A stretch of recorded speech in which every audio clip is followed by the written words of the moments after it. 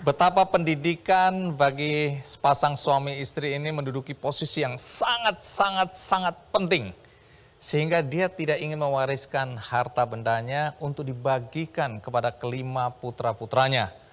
Tapi dengan caranya sendiri, dia akan mewariskan pendidikan. Apa yang dilakukan oleh pasangan suami istri ini? Mari kita sambut Horaman Saragih dan Pintauli Sitorus. Horas. Silakan duduk.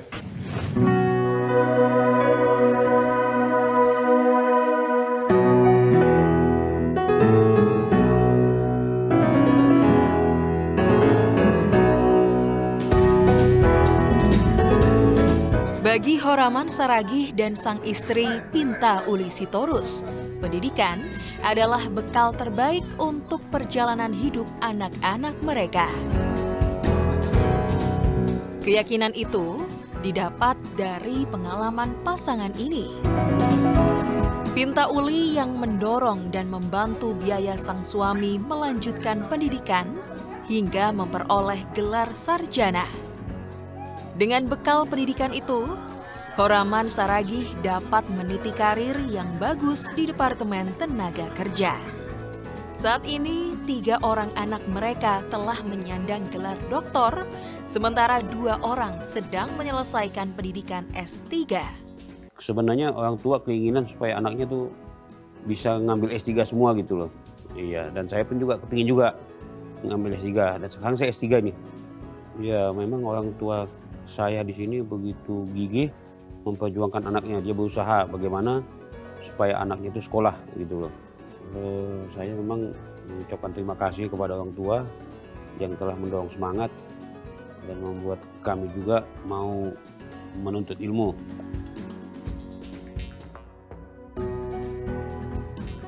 Bukan hanya pada anak-anak mereka, Horaman Saragih dan Pintauli juga mendorong dan membiayai pendidikan menantu mereka untuk memperoleh pendidikan yang lebih tinggi.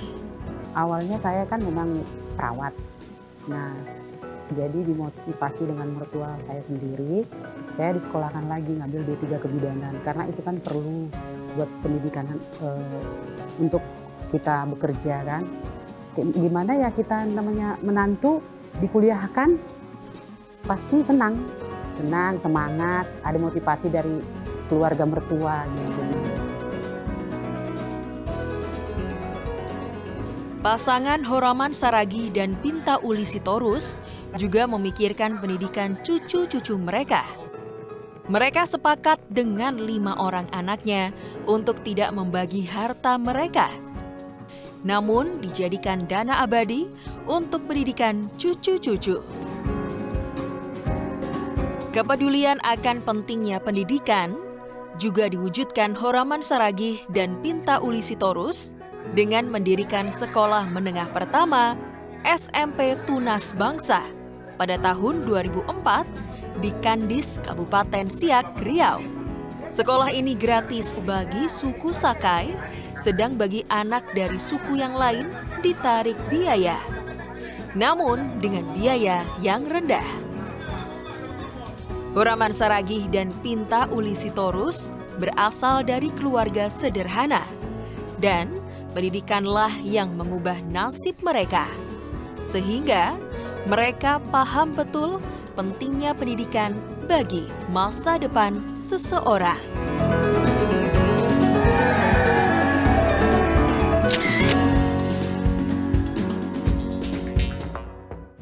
Kembali ke Pak Horaman. Sama udamu katanya, ya udah saya pergi, itulah jadi mau Awal sama mula. dia. Saya kira enak dia kawin sama dia, tahu-tahu prihatin. Oke, masih pahit hidupnya ini. Masih pahit, Pak. Ya, karena saya dengar cerita Pak Horaman ini didorong ya sama Bu Pinta untuk ayo kamu sekolah lagi. Sekolah lagi. Ya, sekolah bahkan Ibu Pinta rela untuk biar aku yang cari uang. Iya. Kau dagang. sekolah aja. Iya. Jadi mama saya juga membantu. Kasih Beruntung modal, sekali, Pak kasih Horaman apa ini. gitu. Iya. Ada punya kalung aku 1 gram aku jualin. Demi untuk sekolah Sedang suami. sekolah, tapi kami janji. kamu harus nurut sama saya. Aku nurut sama kamu. Kenapa kamu ngomong gitu? Ya, satu, nggak boleh main judi. Kedua, jangan main perempuan. Mantap. Jangan mabok. Mantap. Mau?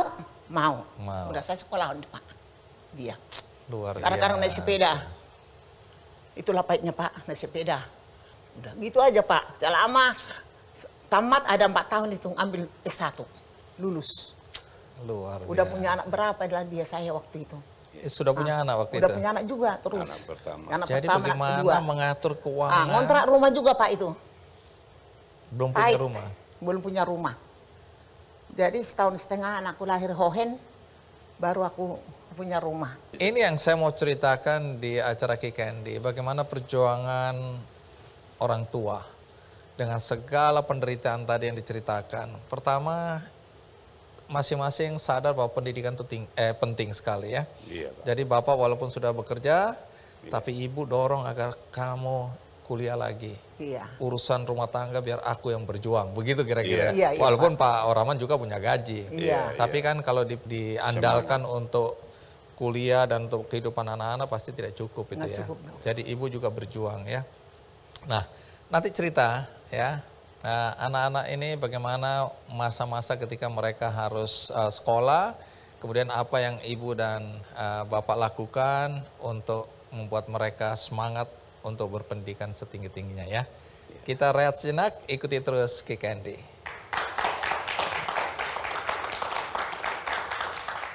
Rumah kami mengontrak, kadang-kadang nyamuk pakai kuda, nggak ada kipas. Keringatan baju. 3 kali ganti satu malam baju ini. Diganti Karena mama keringat. bajunya.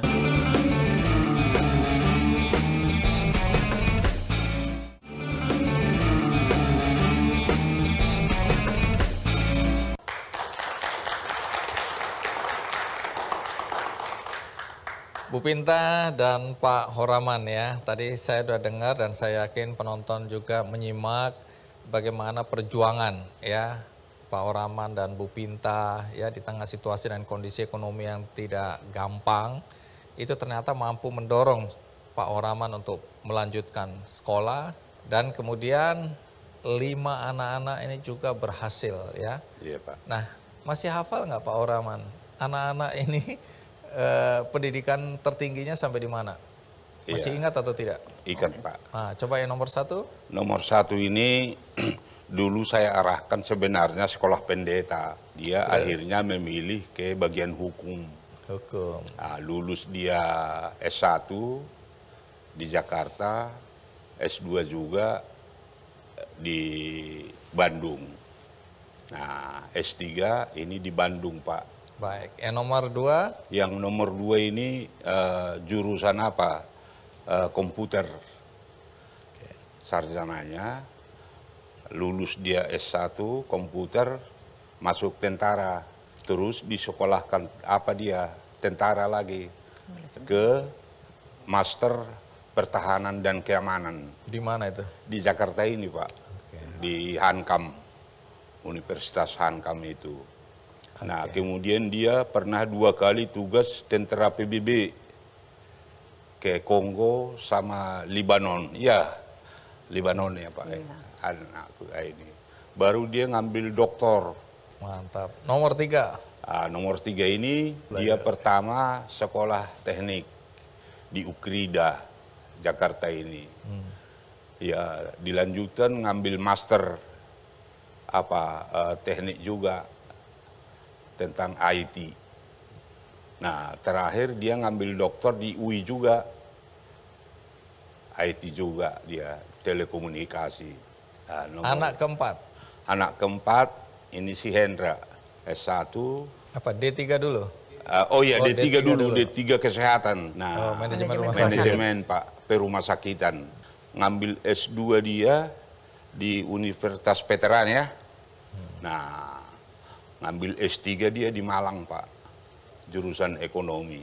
Itu. Dan yang terakhir, Yang terakhir ini jurusan psikologi. jenjangnya sampai Sampai ke Sarjana. ini S3. S3 juga, dokter juga. Iya, dari Bogor. Oke. Pak Universitas Masih Pakuan. psikologi. Iya, itu. Oke. Baik, kalau gitu kita salah satu kita undang untuk mendampingi ya supaya bisa cerita dari perspektif anak tentang masa lalunya ya. Boleh Pak, boleh. Mari kita sambut Profesor Hoga Saragi. Nah, ini panggilannya Prof. Apa kabar Prof?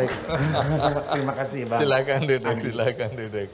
Tunggu dulu, biasa kalau kita panggil Prof gitu kan artinya umur udah mulai gimana gitu ya, senior. Ini umur berapa ini? Pas puji Tuhan, anugerah Tuhan 40 tahun pas Bang Andi. Wush. Guru besarnya. Iya. Sekarang umur berapa? Saya lahir 76, 45-an lah. Oh, jadi pas 40 guru besarnya keluar dapat SK-nya. guru besar. Iya. Oh, Profesor. jadi umur 40 sudah profesor. Iya. Saya ngaku-ngaku profesor. Itu pun nggak diakui. Aduh, sedih sekali. Boleh cerita nggak? Ini kan kalau kita lihat semua sudah sukses ya. Iya. Orang hanya melihat biasanya, oh iya hebat, sukses. Tapi orang lupa bagaimana proses. Iya. Penuh dengan onak dan duri perjalanan ini, apalagi orang tua ya. Coba masa-masa kecil itu masih ingat nggak bagaimana susahnya hidup waktu Iya. masa kecil? Jadi ini mohon izin sama Abang Owen, Abang Hondor, adik Hendra, adik Raja. Memang waktu kecil itu kita Bang, selalu Bapak Mama ini ya, mengumpulkan kita pada satu meja untuk mengerjakan tugas-tugas sekolah.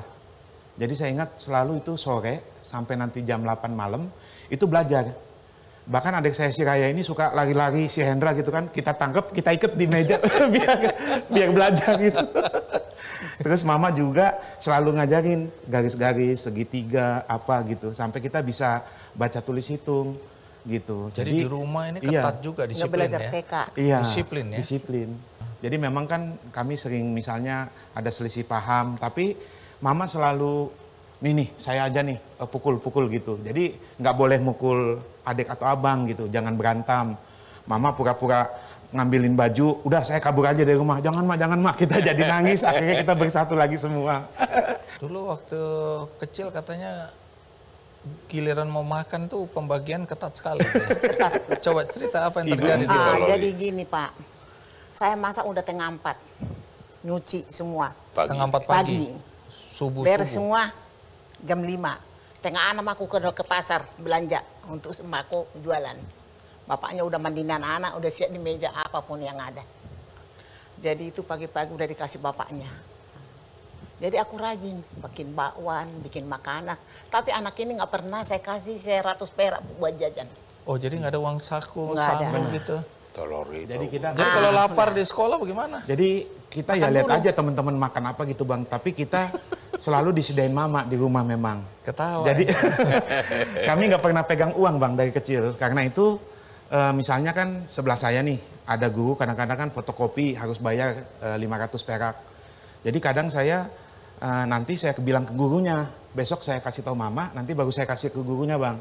Atau saya pinjam ke sebelah teman sebangku. Nanti dia talangin. Nah besok saya bilang Mak, ya dikasih. Jadi bahkan gini Bang, saya ingat dulu gini. Bapak Mama itu bilang gini, waktu itu kan kami udah kerja, udah semuanya sarjana. Udah kalian pacaran kek. Papa Mama mau minang cucu gitu, mau ngomong cucu gitu kan. Nah, abang saya nomor 2 kali nangis Bang waktu itu. Kenapa? Atau yang keempat. Kenapa? Karena gimana mau pacaran Mak, uang aja nggak pernah dikasih. Nggak ada modal. Iya. nggak ada modal. Jadi akhirnya Bapak Mama mencetuskan Bang. Oke, setiap malam minggu dikasih. Dulu berapa ya gitu. Nah ternyata begitu kami jalanin, uang itu juga nggak digunakan, itu ditabung Bang malah. Jadi didikan orang tua inilah ajaran Bapak, ajaran Ibu itu sangat bagus sekali. Artinya bahwa kami betul-betul bisa berlima ini kompak, bersatu, rukun, tidak pernah ribut. Soal telur bagi 5 itu betul itu? Betul. Jadi gini anak-anak ini kalau siang udah ngumpul semua. Ada yang pulang sekolah, ada yang TK masih kecil. Saya beli talam bagi yang besar. Iya. Abang 1, 2, 3, 4, 5. Duduk bulat. Iya. Saya sendok nasi 3 piring Di tengah. tengah-tengah. Terus? Bikinlah sayur, daun ubi, Iya. bikin tahu. Kadang-kadang 2 telur itu bagi 5. Makan. Bikin teko 1. Bikin gelas yang tertutup plastik. Ayo berdoa. Siapa bikin 2 abang? Makan. Yang kecil aku hapin. Habis makan semua cuci tangan udah. Terus sudah habis makan Pak, aku sisanya. Kebagian ikan, nggak kebagian udah aku makan.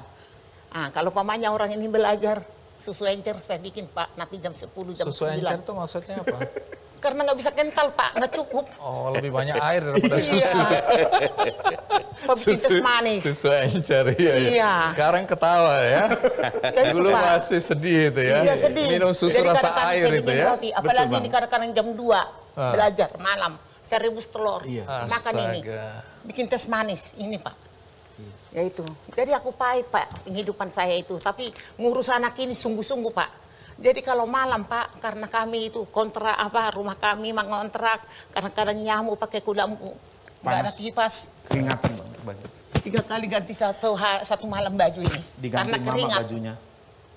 Baik, jadi Ya, Bu itu. Pinta, Pak Horaman ya, lepas dari tertawa seperti ini pasti dulu nggak bisa ketawa itu ya, karena pahit betul hidup ini ya.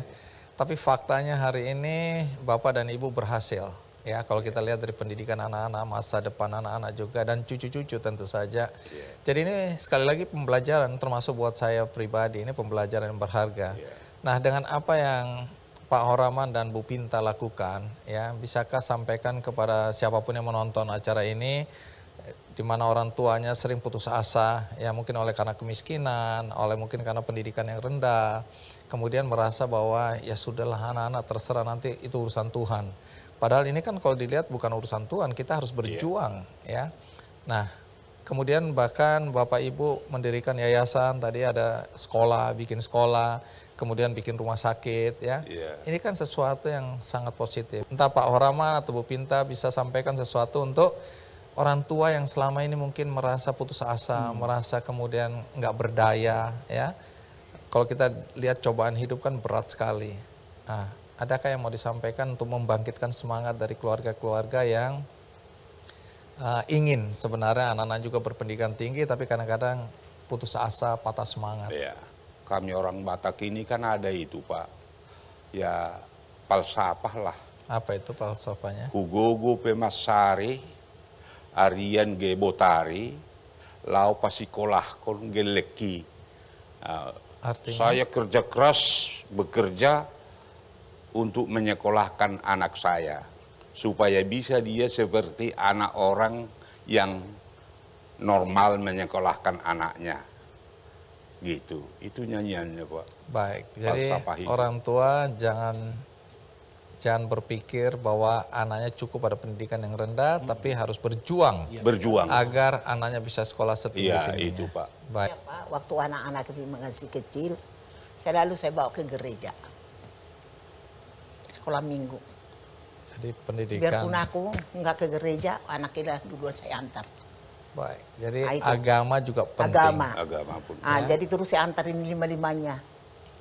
Senanglah. Sampai sekarang tidak pernah mau melawan. Pendidikan moral dan agama juga penting ya. Iya. Iya, itu aja Baik, Pak. Iya. terima kasih Bu Pinta, terima kasih Pak Horaman, terima kasih Prof. Iya, sama-sama. Bang. Baik, dan berikutnya tamu kita adalah seorang ibu atau orang tua tunggal, single parent. Jadi dia berjuang menyekolahkan anaknya walaupun suaminya meninggalkan dia justru pada saat usianya masih muda. Tapi faktanya 5 anaknya juga sukses dalam pendidikan. Bagaimana perjuangan perempuan yang menjadi orang tua tunggal ini? Ikuti terus Ki Kandi.